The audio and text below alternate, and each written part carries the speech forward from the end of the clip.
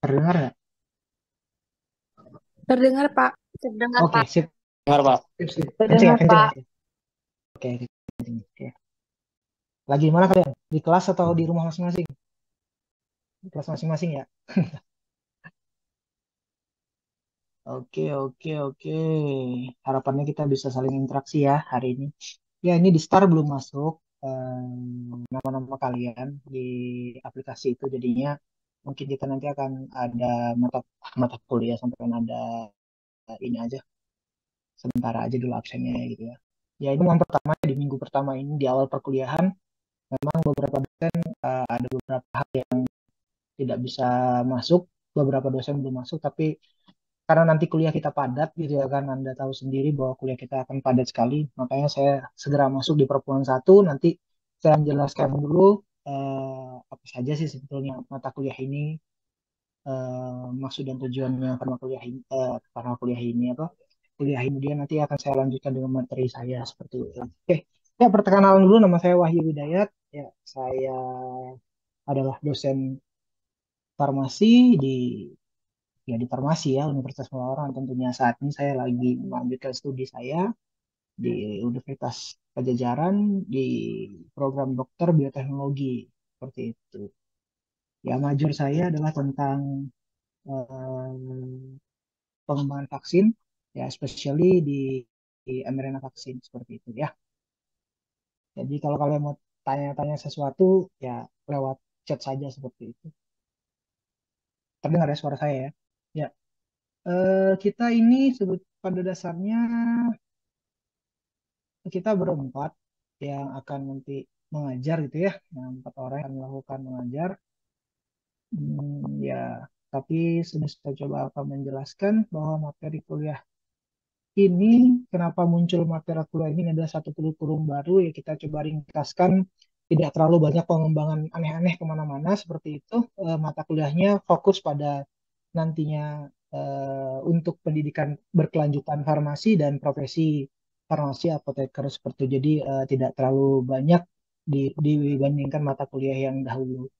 Jadi mata kuliah sistem DNA, RNA, protein, enzim dan hormon ini esensial. Pada dasarnya apa yang kita sebagai farmasi, apa yang kita ketahui itu berkaitan semua dengan mulai dari proses pemrosesan, pembentukan, kemudian melakukan sinyal-sinyal, maksudnya adalah mengetahui signaling-signaling itu ada di protein, kemudian mengkatalis itu metabolisme ada di enzim, hormon itu sebagai proses transduksi, sinyal sel juga. Kalau DNA, RNA itu adalah proses pembentukan. Ya, kecepatan atau gimana? Enggak? Oke ya. Nah, tujuan pembelajaran mata kuliah ini dasarnya seperti yang saya jelaskan tadi ya kan, penunjang mata kuliah penunjang mahasiswa farmasi, sains dan sebagai dasar untuk memahami mata kuliah keilmuan. Jadi ada mata kuliah keilmuan lain seperti farmakogenetik, farmakovigilance, farmakologi yang nantinya digunakan untuk pendidikan berkelanjutan seperti itu. Nah, capaian dari mata kuliah ini, ya kan, pembelajaran dari mata kuliah ini atau CPMK, itu yang pertama kita akan membahas tentang sentral, kemudian struktur dan fungsi dari material genetik, kemudian ada regulasi dan sistem ekspresi gen. Itu yang jadi capaian pembelajarannya, kalian bisa memahami tentang itu. Kemudian adalah memahami tentang definisi fungsi protein, definisi dan fungsi protein, kemudian protein sebagai biomarker patogen dan terapeutik atau protein sebagai signaling seperti itu. Kemudian yang ketiga adalah memahami definisi hormon, ya kan, kemudian transduksi sinyal, konsep dasar perilisan hormon atau sekresi hormon, yang akhirnya nanti bisa membantu memahami mengenai penyakit gangguan hormonal seperti itu. Dan yang ketiga adalah memahami konsep dasar mengenai enzim pada kondisi normal, ya kan, terutama struktur, mekanisme kerja enzim, kemudian alala, mekanisme kerja enzim, kemudian tentang sisi aktif, sisi katalitis, sisi pembelahan, dan alosterik, bagian-bagian mana yang kalau misalnya dia tidak berikatan dengan bagian site aktifnya, enzim itu bisa berikatan pada sisi-sisi Allosterik, kemudian pengaturan atau regulasi tentang inhibisi, karena mekanisme dari obat itu kalau dia tidak sinergis berarti dia menginhibisi, atau nanti persaingan ya kan, kompetisi atau enggak dia inhibisi seperti itu. Jadi pada kebanyakan sistem mekanisme kerja obat itu, selain dia bekerja secara kompetitif, ada juga yang non kompetitif, yaitu dengan menginhibisi sebagai inhibitor seperti itu. Ya. Nah, nantinya dari tiga capaian pembelajaran itu akan kita breakdown menjadi beberapa pertemuan atau jadi sub capaian pembelajaran kuliah. Ya, atau itu ada dua, kita nanti ada termin satu, yang ada termin dua. Termin satu kita ada UTS, dan termin dua nanti kita ada UAS. Jadi kalian tidak akan sebanyak-banyaknya itu untuk apa ya? Evaluasinya nanti tidak, jadi tidak 18 pertemuan ini jadi satu begitu, jadi satu di mana di UAS gitu, tapi kita bagi dua pertemuannya, pengevaluasinya, yaitu ada di UTS, kemudian ada di bagian UAS. Ya, untuk UTS itu ada di bagian tentang konsep dasar mengenai dokmeral tadi, kemudian tentang protein, kemudian di termin 2 kalian tentang kerja hormon dan enzim itu sendiri. Untuk yang di pertemuan pertama atau termin satu ini, memang saya dulu yang mengisi. Nantinya akan dilanjutkan oleh Ibu Zuniza, ya kan, Ibu Firda. Itu berapa pertemuan tuh? 4 pertemuan akan dibahas oleh Bu Zuniza seperti itu.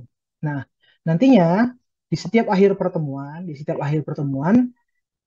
itu akan diberikan beberapa contoh aplikasi gitu ya kan, dari materi yang disampaikan, bidang kesehatan tentunya, khususnya di farmasi. Kemudian itu batch-nya ada, nanti akan disampaikan ada project base. Jadi kalian akan mengerjakan project yang nantinya akan terintegrasi di evaluasi seperti itu. Karena sistem kita adalah outcome based education, pendidikan berbasis outcome nantinya.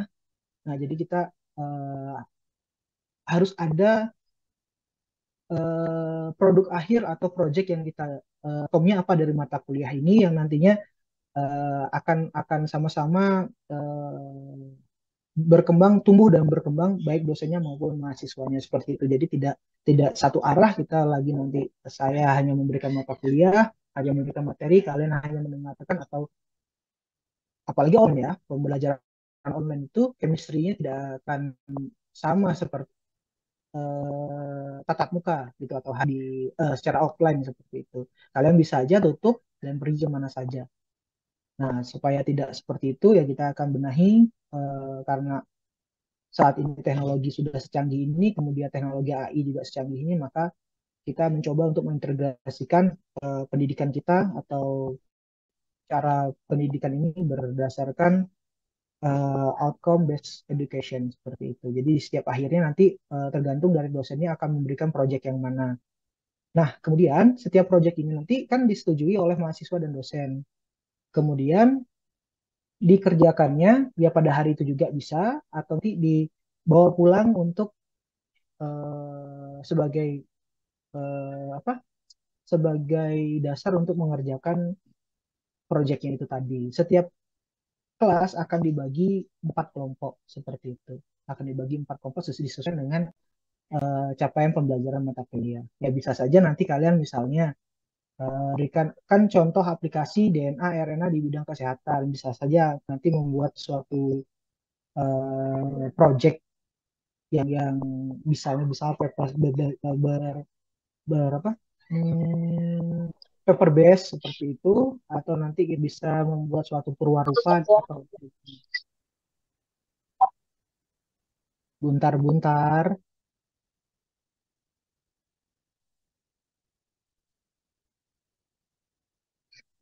Gak apa-apa, nanya aja, saya buntar-buntar dimatikan ya, eh, ini apa, mikrofon. Nah, untuk nanti penilaiannya itu ada afektif, tugas, UTS, UAS, project. Project 25%. Jadi nantinya kalian juga dari saya tekankan di project dulu ya. Di project itu 25%. Jadi project itu juga sangat berpengaruh pada nilai Anda. Afektif 10%. Anda tidak afektif, misalnya afektif itu maksimal saya berikan nilai 100. Ya, berarti kalau K 10%-nya berarti 10, begitu kan. Nah, kalau tugas 25%, ini tergantung nih, tugasnya apa. Tugas dan proyek itu akan satu hal yang berbeda. Begini, dalam perkuliahan tatap muka itu 100 menit itu 50-50 tatap. Tapi pada dasarnya ada pembelajaran mandiri yang di rumah yang harus kalian lakukan itu lebih dari 1 jam tatap muka 100 menit seperti itu. Nah, itu bisa bisa jadi nanti kalian akan diberikan tugas sebagai dasar penilaian begitu. Ya, tergantung nanti tugasnya berapa kali kak dosen berarti kan ada 4 tuh gitu. 100 nanti dikalikan misalnya nilainya 100. UTS ada di saya dan di Bu Niza. Ya, berarti 15%. Cukup kecil UTS-nya seperti itu. Ibu populasinya. Tapi ingat, jangan dianggap sepele. Begitu kali 15% itu cukup berat loh. Gitu ya kan. Cukup berat. 100 dan 15% itu lumayan nilainya. Cukup lumayan. Nah, UAS UAS itu 25. Berat di UAS. Berarti kalau soal-soal evaluasi di UAS itu cukup berat, ya kalian cukup harus berjuang. Tapi yang paling utama yang dilihat di sini karena bobot proyeknya 25, nah ini kalian harus benar-benar mengerjakannya. Kalau tidak maksimal, tidak sesuai dengan arahan dari dosen atau dari pengampu ya materi itu, nah itu nilainya kecil dan ini akan sangat mengganggu persentase penilaian di 25%. Seperti itu. Tapi nanti penilaiannya akan berubah, mungkin akan berubah sewaktu-waktu, nanti kita akan bicarakan lagi, tapi sejauh ini dari tim teaching itu menyetujui persentase penilaian ini karena persentase penilaian ini itu kita mengikuti arahan dari universitas seperti itu. Kita memilih ini kami rasa karena kita berbasis OBE outcome based education. Nah, berarti yang cocok tidak merugikan kalian menurut saya adalah ini. Gitu. Nah, nanti proyeknya itu bisa berupa perwarupa, penyusunan artikel, buku saku atau buklet informasi seperti itu, bisa berupa poster atau bisa berupa leaflet kalau atau bisa buku saku gitu ya, tulisan kecil gitu ya kan yang memiliki referensi. Nah, kemudian atau proposal begitu. Proposal itu kalian kalian nanti membuat project apa untuk proposal apa. Bisa saja dalam bentuknya seperti itu nanti akan kalian presentasikan. Misalnya kalian ingin membuat sesuatu atau kalian ingin membuat karya tulis dan bisa membuat proposal seperti itu. Proposal karya tulis atau proposal untuk PKM nantinya itu bisa dilakukan. Yang penting berbasis outcome-nya seperti itu. Ini akan bagaimana cara penilaiannya akan dipresentasikan pada pertemuan akhir pekan kita 16 atau 18 pertemuan seperti itu atau nanti bisa ada kesepakatan antara dosen dan mahasiswa gitu. Ya, atau di mana misalnya nanti oh Pak saya nanti atau Bu saya nanti bisa nggak presentasinya di sini seperti itu nanti kita lihat proyeknya apa atau nanti proyeknya bukan siapa yang pembelajaran tapi langsung seluruhnya di breakdown satu jadi satu di akhir perkuliahan atau seperti apa seperti itu. Ada pertanyaan dari sini? Halo. Hmm.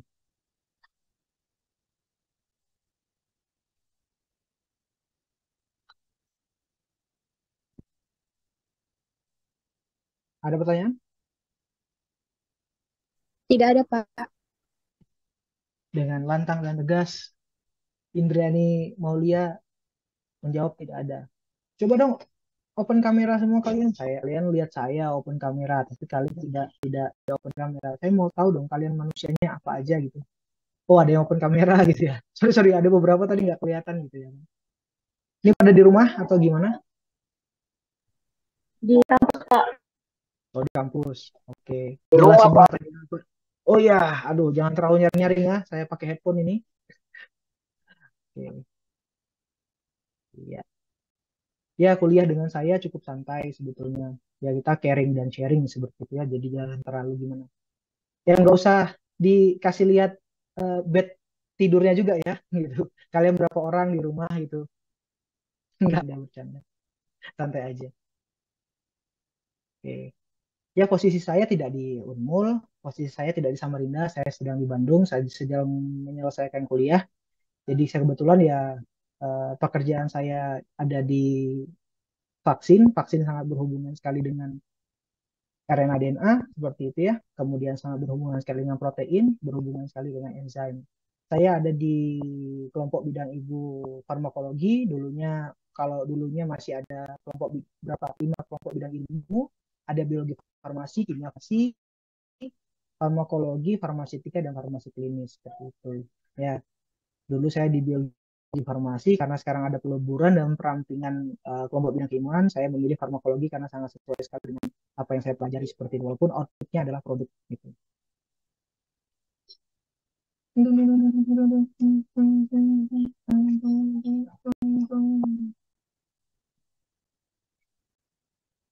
Ya, kita masuk ke pertemuan pertama gitu ya. Saya ingin berinteraksi sebetulnya dengan kalian gitu. Kalau ada pertanyaan what is the protein, ya pasti jawabannya macam-macam ya. Protein itu pasti kalau mau tanya ada di buah, ada di sayur, ya kan, ada di daging, ya. Semua protein itu tidak kasat mata, gitu kan, tidak artinya bisa dilihat. Tapi pada dasarnya secara molekul kimia, ya protein itu ya seperti tidak seperti daging yang ada pada ilustrasi di sini begitu. Ya protein itu ya kandungan dari penyusun makhluk hidup pada dasarnya. Ya makromolekul, dia adalah suatu makromolekul, berarti molekul yang sangat besar, sama seperti karbohidrat, ya kan, seperti lemak atau lipid, dia adalah makromolekul.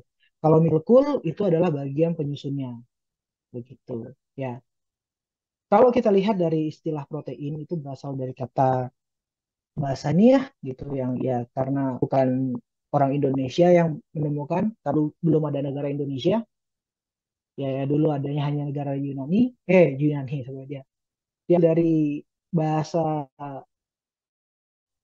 Yunani dan Prancis yang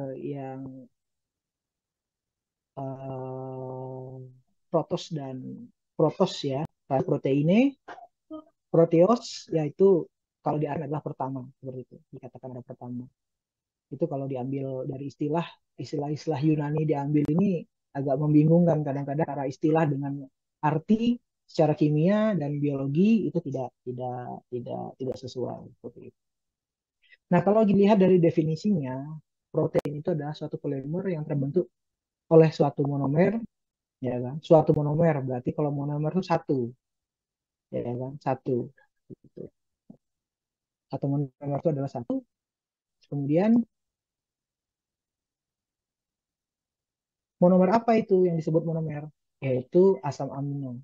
Asam amino ya. Asam amino adalah suatu monomer yang membentuk protein, gitu.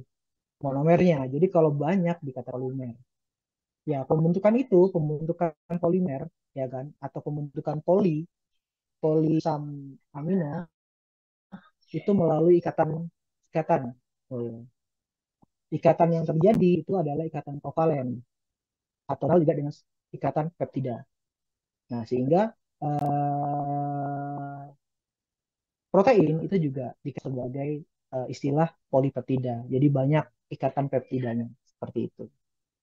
Ya, secara definisi kalau kita sambungkan semua, yaitu suatu polimer yang terbentuk oleh suatu monomer asam amino melalui ikatan yang dikenal dengan ikatan peptida dalam kurung, atau dikenal dengan istilah ikatan kovalen, yang juga dikenal dengan istilah polipeptida. Seperti itu adalah protein gitu. Protein ada di mana? Di otot pasti ada. Apakah protein ada di sayur? Ada. Apakah kecoa punya protein? Ada. Apakah cacing punya protein? Ada. Nah, ya protein itu adalah salah satu makromolekul penyusun makhluk hidup begitu. Ya, ya, pada dasarnya seperti itu.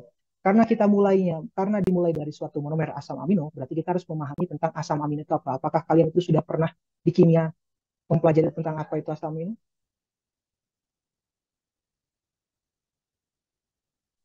Apa itu asam amino? Amino acid? Ayo, Asam ayo, ayo, amino ayo. Ya, ya. Lanjut, lanjut, lanjut, lanjut. Apa itu? Asam amino itu Pak untuk membuat protein. Asam amino untuk membuat protein. Ya, istilah itu benar. Tapi apakah kalian waktu di semester satu, semester 2, semester 2 nih semester sih kalian? Tiga Pak. Nah, di semester satu 2 itu kalian sudah mempelajari tentang ini nggak? Sudah Pak. Umum, secara umum. Apa yang dipelajari secara umum? Apa yang membentuk amino, apa yang membentuk protein. Terus mRNA, tRNA juga Pak. Oke, oke, oke, oke ya. Oke, sebelum kita jawab,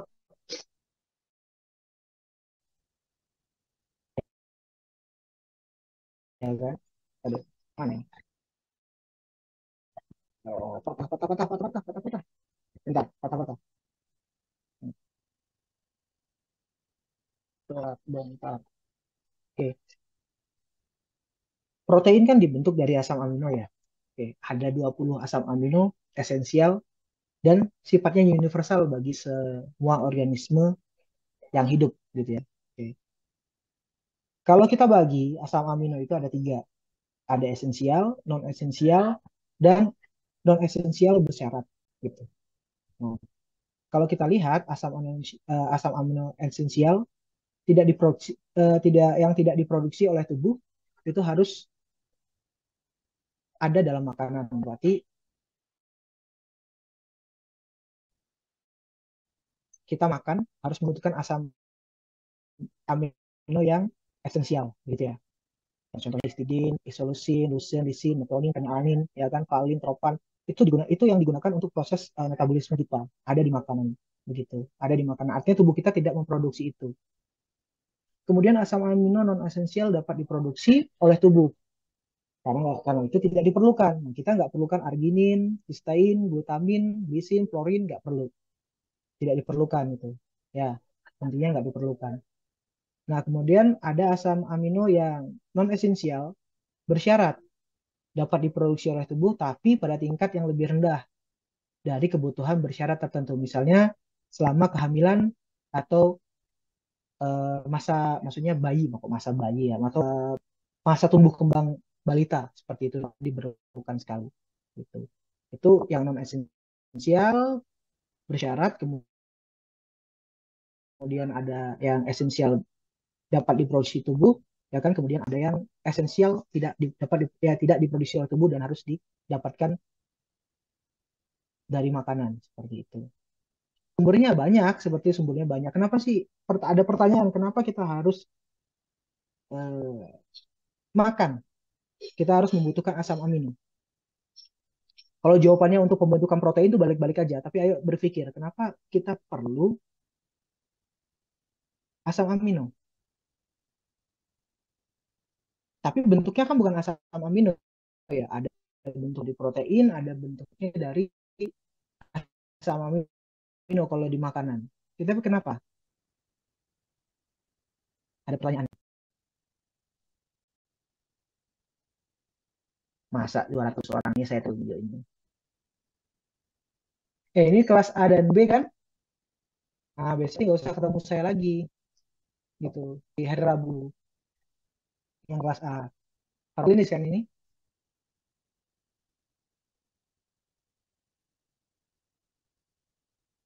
hmm,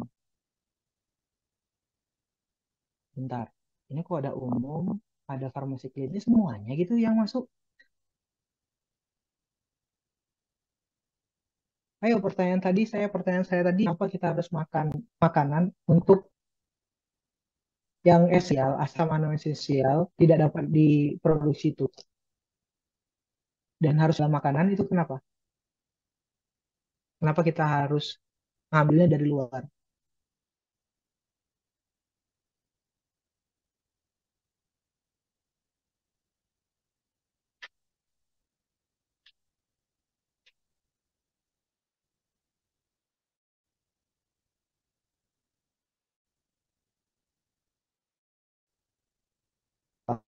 Apakah ada yang tahu?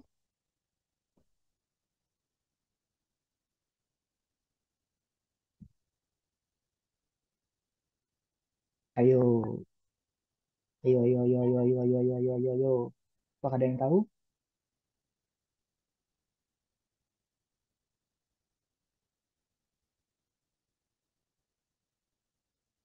Kalau tubuh, ya kan, tidak menghasilkan.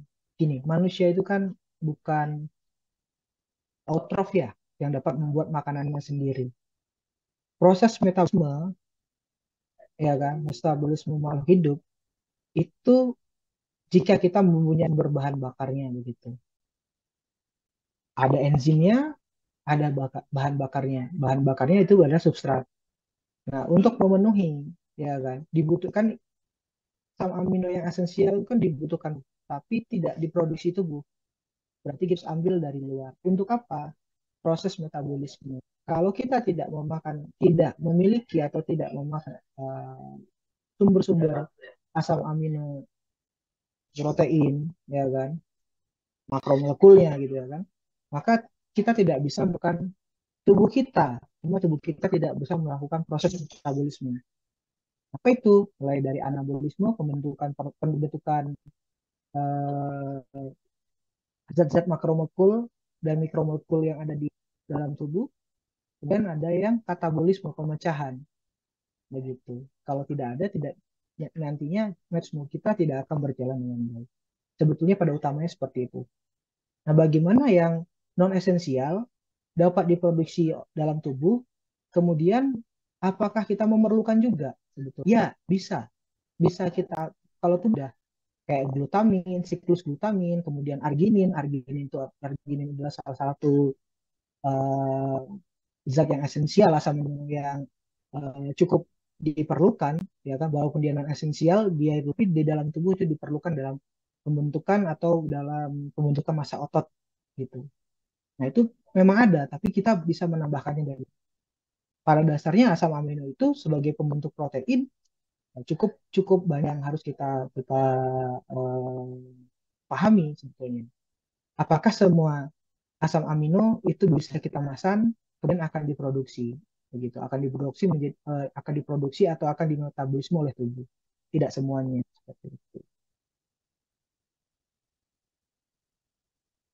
Nah, kalau balik secara kita menjelaskan lagi, ya kan, asam amino itu apa, ya kan? Asam amino itu adalah kerangka dasar penyusun asam amino itu adalah karbon, oksigen, nitrogen, hidrogen, dan sulfur, begitu.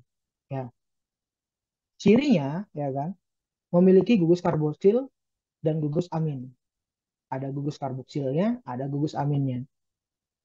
Keduanya cat dengan satu atom karbon, karbon apa? Karbon pusat yang disebut dengan karbon alfa. Oke. Dua gugus lainnya, ya kan, seperti gugus hidrogen atau rantai sampingnya, ya kan. Nah, itu berupa rantai alifatik atau aromatik. Di asam amino sendiri ada pengecualian, asam aminoglisin itu tidak memiliki rantai samping, ya kan, tidak memiliki rantai samping, dan rantai samping pada asam aminoprolin itu berupa siklik yang terbentuk, ya kan, terbentuk dari gugus karbonil pada gugus karboksil utama karboksilat gitu. Yang dimaksud dengan karbon alfa, ya karbon pusat, berarti setelah dia berada di tengah-tengah, gitu kan, dia mengikat empat substituen atau rantai samping yang berbeda, tidak sama, begitu. Setelah gugus karboksilat, ya kan, sesudah gugus karboksilat, setelah gugus karboksilat itu jika ada satu atom yang berdekatan dengan gugus fungsinya, maka itu disebut dengan karbon alfa, seperti itu. Atau yang kita pahami karbon alfa itu mengikat empat substituen atau rantai samping yang berbeda. Nah, di sini kalau kita lihat karbon alfa ini mengikat satu hidrogen, ya. C itu memiliki tangan, atau dapat mengikat atau dapat menerima ya empat ya menerima empat muatan ya kan empat muatan gitu ya kan menerima empat muatan. Yang pertama ya kalau kita lihat di sini ada H bermuatan satu atau positif ya kan, dia dapat mengikat elektronnya. Kemudian rantai samping tadi kita bisa jelaskan sebagai alifatik dan aromatik tergantung nanti rantai samping apa. Kemudian ini mengikat C juga ya kan, nggak masalah C lagi, tapi dia C-nya ini di apa mengikat C-nya ini adalah C dari gugus karbonil gitu atau karbolat. Kemudian ada satu gugus nitrogen yang mengikat dua ya kan, yang mengikat dua H. Tangannya 5 seperti itu. Ya, jadi N-nya ini adalah N2 plus berarti NH2 plus. Ya. Jadi kalau penamaan penomorannya itu tidak satu 2 3 C-nya, tapi yang kita adalah atom karbon alfa atau karbon beta atau karbon gamma atau theta seperti itu. Oke. Kalau kita lihat dari penamaan karbon ya, ini adalah arginin, kita pada arginin, lisin dan leusin. Berarti kalau panjangnya kan berbeda-beda ya. Ini ada berapa atom C di sini? Satu, tiga, empat, lima. Bukan satu, dua, tiga, empat, lima, tapi pada karbon yang dekat eh, gugus fungsi karbon karboksilat ini itu adalah alfa karena dia sebagai C pusat. Kemudian ada karbon beta ya kan sebagai karbon gitu ya kan, atom karbon kedua. Atom karbon ketiga itu adalah gamma, atom karbon itu adalah theta, argon kelima itu adalah epsilon seperti itu. Nanti kamu bisa cari lagi ini penamaannya apa saja seperti itu ya kan. Tapi yang paling umum rata-rata seperti ini gitu penamaannya. Oke.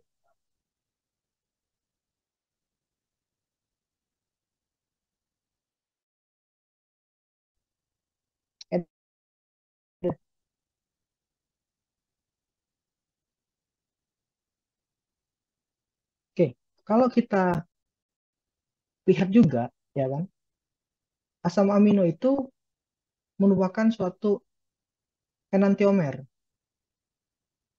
Jadi dia punya konfigurasi dalam bentuk konfigurasi kanan dan kiri.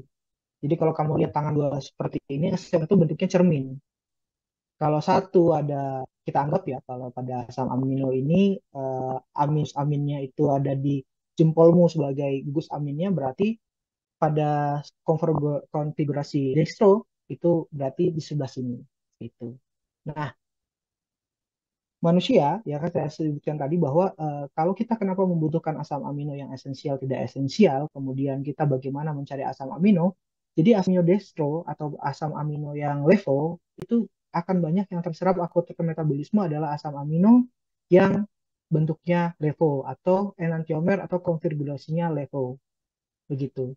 Dari atom gugus apa aminnya yang ada pada sebelah kiri itu akan di metabolisme oleh tubuh kita gitu.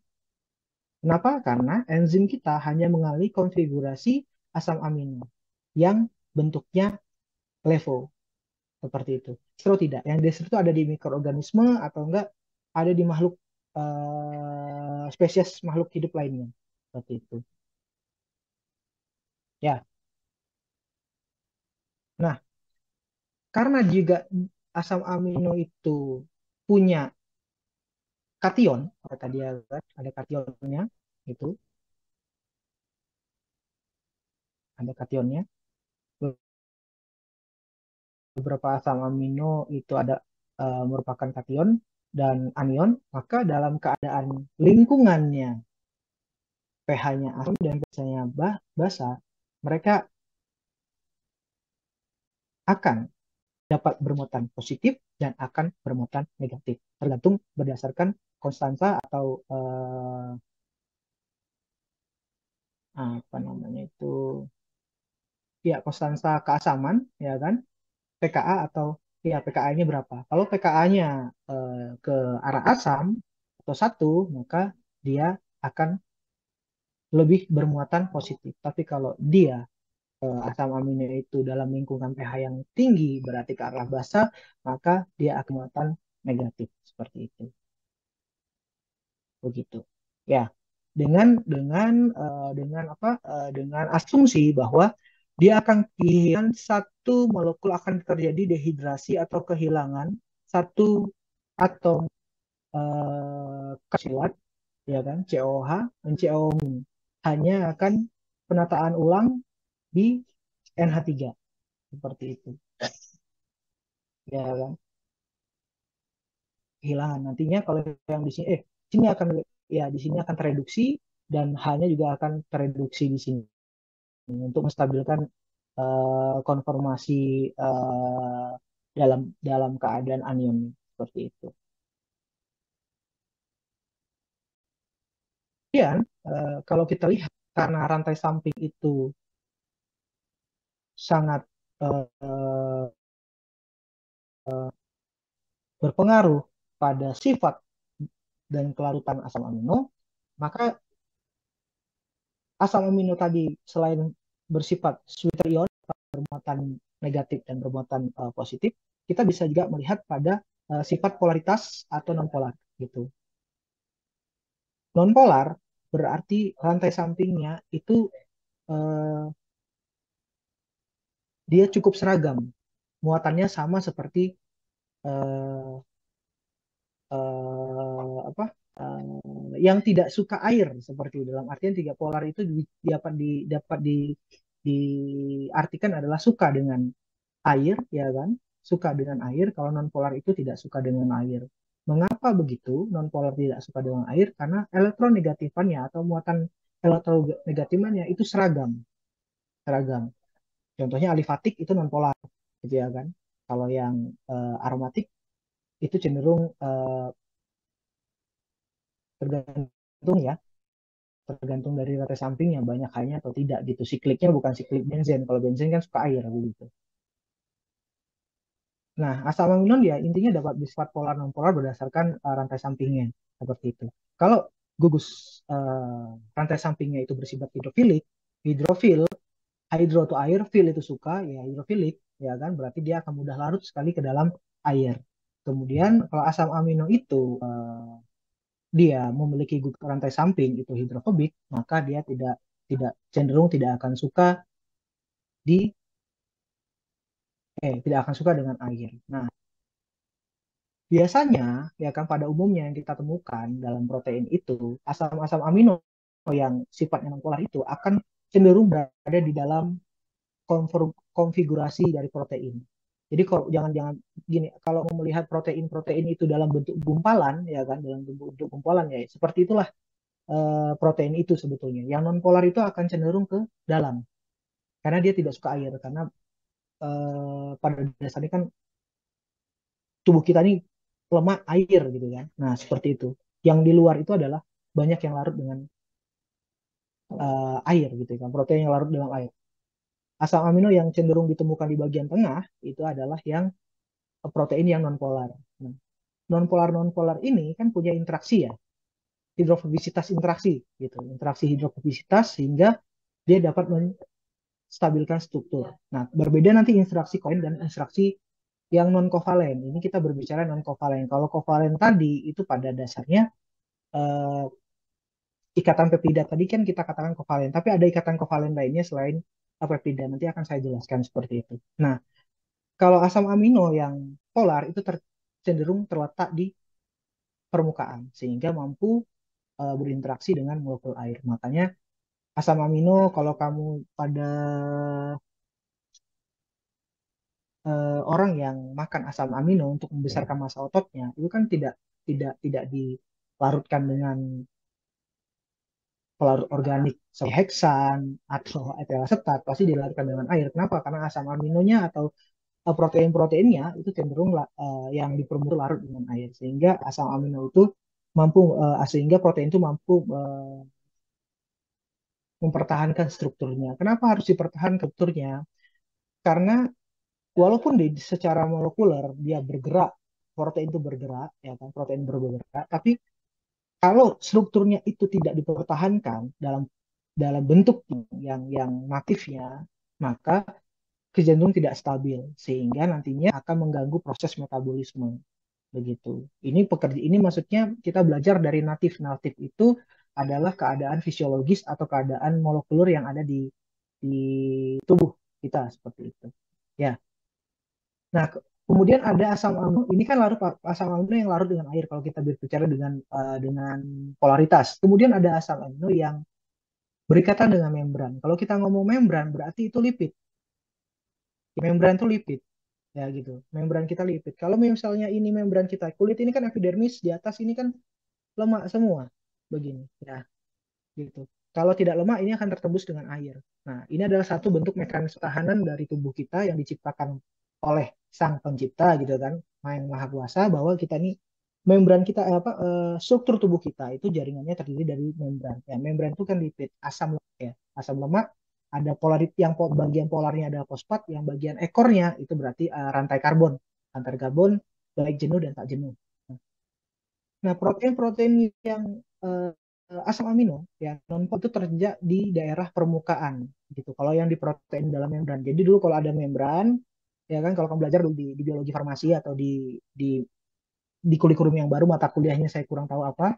Nah, itu ada membran. Di dalam membran itu di dalam membran itu kan ada protein dinamakan protein membran gitu. Ada yang glikoprotein atau yang transport protein. Nah, itu cenderung yang ada di permukaannya dari protein itu ada asam amino yang non polar seperti itu karena membran supaya dia berikatan dengan si membran itu tadi begitu ya. Yang polarnya itu berarti ada di dalam kebalikannya seperti itu. Jadi kalau yang protein yang larut air berarti itu ada di yang di dalam konformasi proteinnya itu adalah asam amino yang bersifat non polar. Kemudian kalau yang berada di membran itu dia yang non polar yang berada di luar, yang di dalam adalah polar. Begitu. Bisa dipahami sampai sini? Atau Pak, saya bingung karena di awal introduksinya Bapak aneh gitu. Ada yang bertanya atau gimana? Kita lanjut. Sudah ngantuk-ngantuk ya kan? Ayu Nusa sudah kedip-kedip matanya ya kan, ngambil di depan gitu.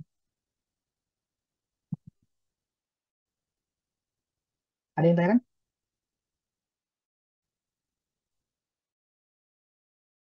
Oke, pada freeze.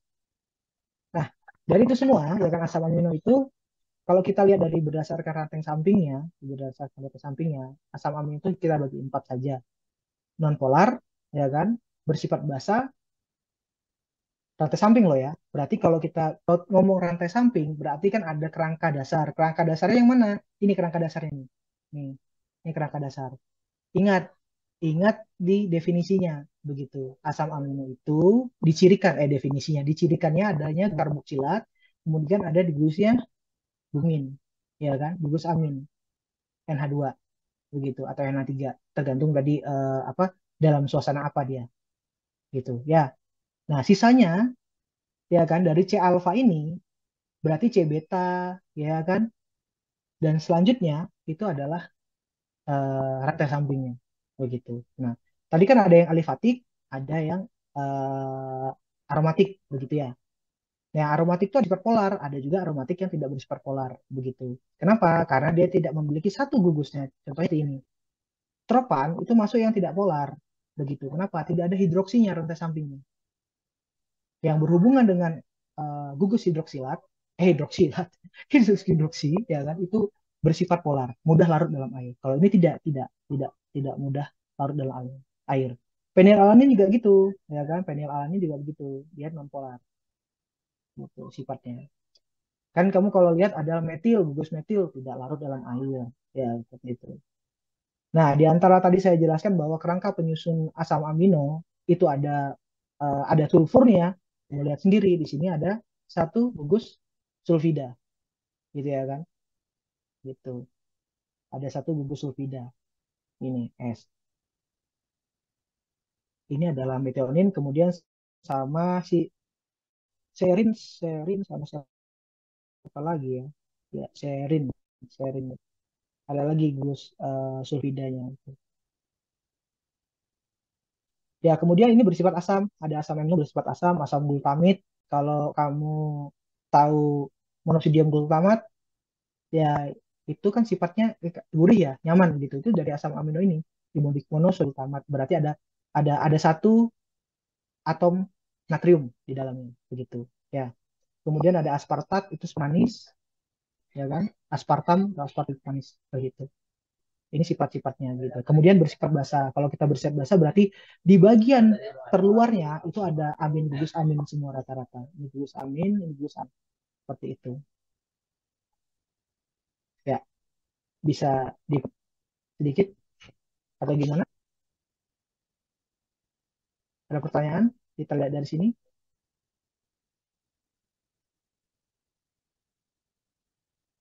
Oke. Ini cuma jadi kita tadi apa? Membagi-bagi gitu. Oke, berarti kemungkinan besar ya sudah saya jelaskan di dalam-dalamnya. Itu tadi bahwa kalau non polar itu berarti kalau dia larut air berada di dalam begitu ya kan.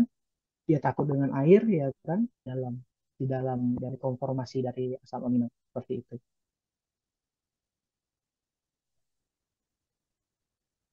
Yang juga sama, nanti kalian bisa baca sendiri kalau ini ya kan.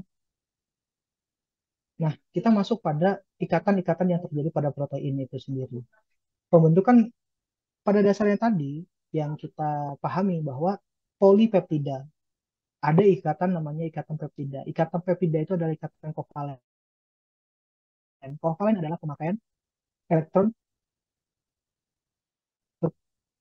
secara bersamaan gitu ya kan. S1 plus secara bersamaan seperti itu. Jadi dipakai. Nah, dari untuk menggabungkan antara satu asam amino dengan asam amino yang lain itu uh, di uh, di apa digabungkan dengan ikatan peptida. Ikatan peptida itu akan menyerang mana? Nah, hidroksil ya kan COH, OH, OH-nya menyerang hidrogen yang pada di gugus aminnya ini sendiri. Dia akan kehilangan satu gugus hidroksil dan akan kehilangan satu gugus amin menjadi NH saja seperti itu. Dan nantinya akhirnya menjadi seperti ini. Ikatannya C gitu ya kan. Ini N adalah milik N amino asid yang kedua, ini amino asid yang pertama adalah yang ini tadi. Yang ini tadi gitu. Ini yang punya yang kedua, ini yang pertama sehingga nanti terjadi ikatan peptida. Gitu ini ikatan peptidanya jadi nggak usah repot kamu tinggal cari terminal amin ya kan terminal aminnya NH2-nya kamu nanti tinggal cari C terminalnya yaitu karboksilat tidak sesulit itu untuk membedakannya intinya yang tadi ya ini untuk apa ini adalah tulang punggung atau bed dari protein gitu jadi ikatannya sangat rigid tidak mudah untuk diputuskan kemudian ada apa lagi ada nama ikatan disulfida ya kan ikatan disulfida itu terjadi hanya pada serin saja tadi ya kan yang metionin jarang karena metionin itu adalah asam amino pertama ya kan pada proses sintesis asam amino ya kan metionin adalah asam amino karena pada awal uh, asam amino dia dikodekan oleh uh, apa pasangan RNA AUG atau di DNA itu adalah ATG seperti itu ya ikatan fluida sangat penting sekali gitu kan untuk pada dasarnya dia ya kalau kita lihat perannya ya stabilkan ikatan apa tidak dimensinya seperti itu. Nah kalau insulin itu kamu cari nanti di insulin di rumah insulin itu kan ada ikatan ada satu sharing gitu ada satu atau dua sharing yang ada di dalam struktur primernya atau di dalam sekuen dari asam amino insulin. Nah itu kalau tidak ada itu aktivitasnya akan tidak akan berfungsi mempertahankan konformasi, mempertahankan bentuk dari protein itu sangat diperlukan. Kenapa? Ya karena kalau bentuknya berubah berarti aktivitasnya berubah. Ya contoh kamu begitu ya kan. Contohnya kamu aja atau enggak contohnya kita manusia yang darinya kurus beratnya 50 kemudian beratnya jadi 80 ya kan. Terjadi perubahan toh. di yang tadinya kamu satu seperti kelingking aja beratnya, sekarang jadi jempol. Ya, otomatis kamu akan bergerak dengan sangat lambat. Terjadi perubahan struktur kan, strukturnya. Bergerak secara lambat, akhirnya aktivitasnya menurun. Atau kamu tidak dikenali lagi, seperti itu. Yang tadinya kamu hanya saya kenali fotonya kurus, setelah kamu jadi tembem gitu ya kan, jadi moon face mukanya, akhirnya tidak dikenali lagi dan tidak ada yang tahu itu bahwa itu kamu gitu. Nah, itu seperti protein itu juga di dalam tubuh. Jadi mempertahankan yang perlu jadi intisari dari penyampaian ini adalah kita perlu mengetahui sifat dari asam amino sebagai backbone dari protein, dan kita nantinya untuk apa? Nah, pada saat ada interaksi antar di dalam tubuh, kita harus tahu bahwa yang bagian mana dari protein ini sebagai target kita, seperti itu. Ya, untuk yang di klinis juga nyata. Tadi kan ada beberapa hal, ini adalah dasar supaya kamu memahami bahwa kalau pemberian pemberian ini dia akan bereaksi di mana, begitu. Mekanismenya tadi adalah farmakologi, begitu. Reaksinya ada di bagian mana. Nah, makanya kita perlu belajar tentang satu ikatan-ikatan kovalen yang ada di dalam protein, kemudian kita akan mempelajari beberapa interaksi-interaksi yang ada di protein dengan ligannya atau protein dengan protein, seperti itu. Farmasi itu tidak sangat luas deh. Jadi tidak bisa kita berpikir ya obat itu kan obat itu ada yang makromolekul, ada yang mikromolekul. Kalau obat-obat mikromolekul ya contohnya seperti asam asetil salisilat ya, obat untuk migrain itu kan molekul kecil ya, gitu. Tapi kalau misalnya klik lagi protein dan antigen, antibodi antigen, itu kan molekul besar, gitu. Insulin, ya kan, sebagai terapi hormon, itu kan molekul besar, gitu. Ya itu perlu kita pelajari di mana. Kenapa nanti keberhasilan terapinya atau memodifikasinya itu kita tahu. Kan insulin banyak. Kalau kalian nanti belajar di farmasi klinis, insulin ada non dependent insulin, kemudian ada rapid insulin, gitu ya kan. Itu sangat sangat kita kita kita memahami bahwa di mana letaknya, dia letaknya di mana, apa dia bisa cepat, kenapa bisa enggak. Jadi kita tidak berpikir sebagai kita belajar tentang patologi, belajar tentang ini semua, ya kan. Nah, itu mekanismenya pada dasarnya adalah mekanisme di molekul yang masuk ke dalam tubuh-tubuh kerja secara tepat, kita bisa prediksikan kapan itu bekerja, baik nantinya akhirnya jadinya toksik mau dia akan beraktivitas, seperti itu. Nah, pada dasarnya ya kan ada tiga ada tiga tipe protein utama, begitu.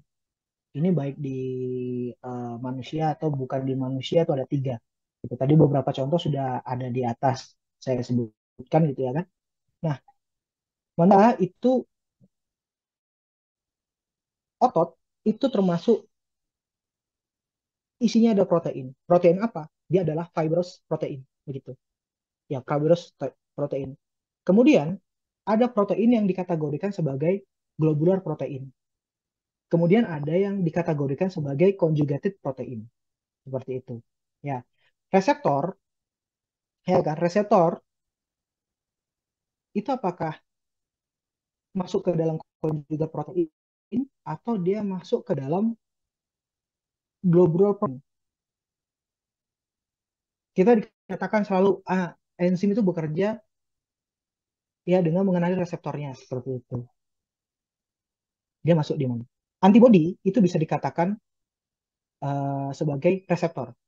Antibodi itu adalah reseptor, begitu.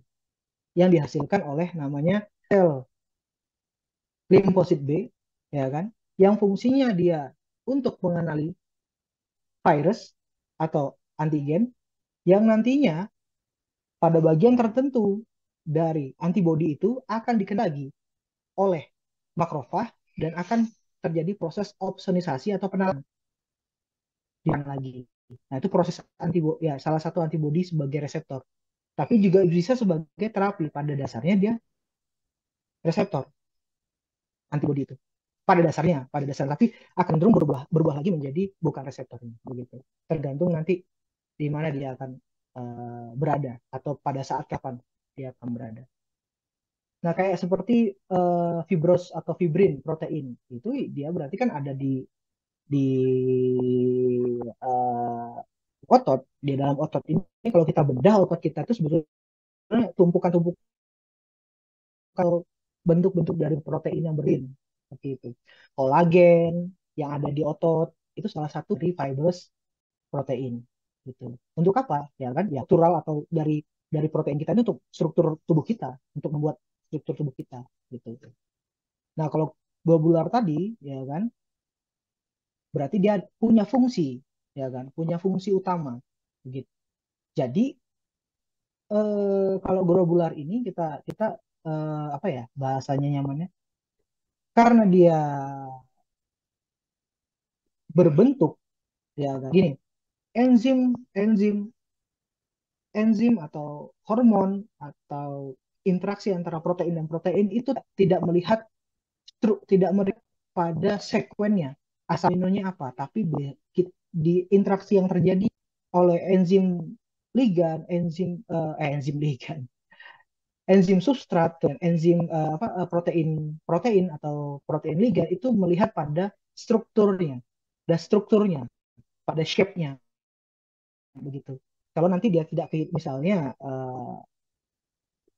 enzim akan bisa dapat proses katalis karena dia tahu ada harus pada posisi levo tadi ya kan, pada posisi kiri tuh, enantiomernya, lantai sampingnya. Kalau yang tidak, ya kan dia tidak akan melakukan perubahan itu, tidak akan melakukan proses katalis seperti itu. Begitu juga hormon. Tuh. Ya. Ada pertanyaan? Oh, ada chat. Bentar, tiba-tiba ada chat. Kenapa ada chat? Gak ngomong aja.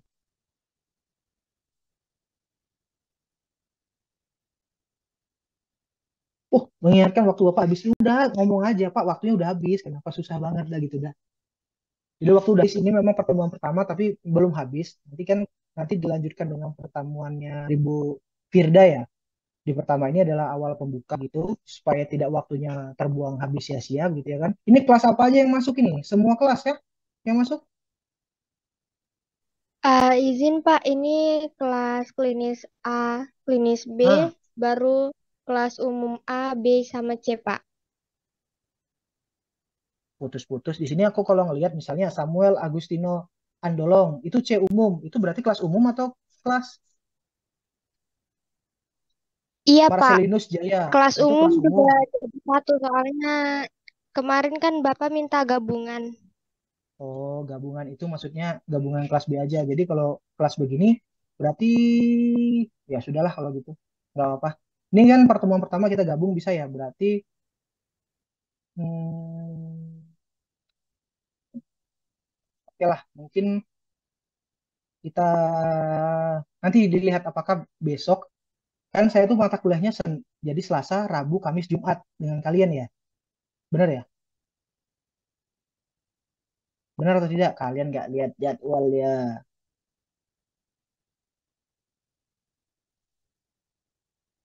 Halo. Ya, nantilah kita berarti kita akan akan lanjutkan lagi ya pertemuan ini memang kalau udah habis begitu ini memang awal pertama pembukaan pertama begitu ya kan mungkin dibuka dengan sesuatu hal yang sangat berat begitu tapi ya kita coba nanti saya akan coba mensederhanakan lagi supaya kalian bisa memahami tentang apa itu protein begitu karena belajar protein itu deh sebetulnya juga kita harus mempelajari tentang kimia tidak jauh-jauh dari kimia seperti itu. Kita belajar tentang mekanisme itu, ya, kita belajar interaksi itu kimia, kita belajar struktur itu ya kimia juga gitu. Karena dari kimia itu kita tahu struktur kita seperti ini. Ya, tadi contohnya kan protein fibrin gitu. Protein fibrin sebagai kreatin, yang ini otot tadi itu kan adalah protein fibrin gitu kan, fibrous protein gitu. Dan kita nggak tahu sebetulnya apakah itu gula atau bukan. Ternyata itu protein, makromolekul protein seperti itu. Kalau tulang kan kalsium. Ada yang dipertanyakan?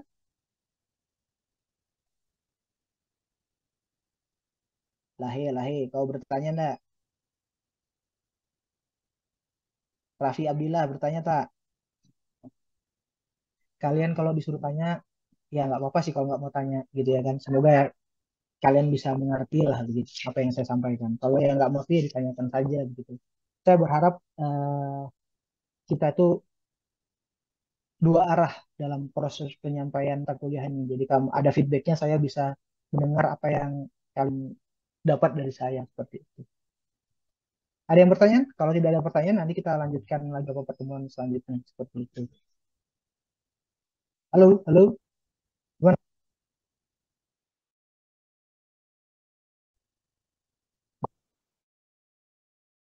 Nggak ada pertanyaan, bingung.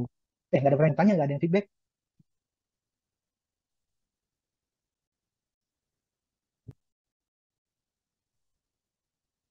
Enggak, ada.